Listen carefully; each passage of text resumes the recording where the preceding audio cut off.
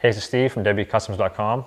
Today I'm here with Mike from Hard Drive V-Twin, and we're going to be showing you how to install the Sena 10S. Take it away, Mike. Thanks, Steve. Today we're going to install the Sena 10S into a Biltwell Gringo helmet. First thing you want to do is turn the helmet upside down and pull your liner out so you can access under the helmet.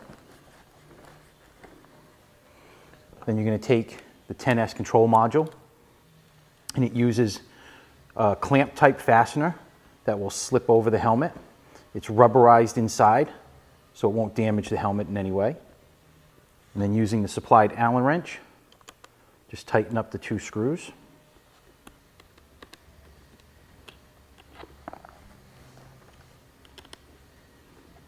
Get them nice and snug so it doesn't fall off.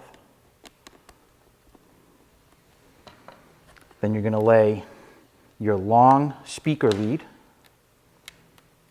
underneath the liner, and then attach your speaker, and the speakers will connect.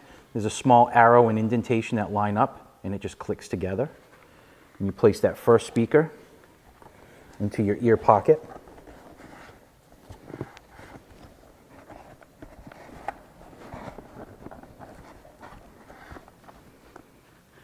And then take the other speaker and plug that into the other lead the same way. And tuck that under and put that into the ear pocket. And then take your wired microphone and using the red microphone lead, plug that in. And then you're going to tuck that underneath your chin cushion and run that up to the front of the helmet.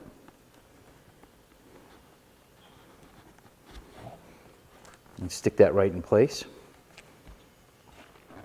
Tuck your wires in, and then reinstall your helmet liner.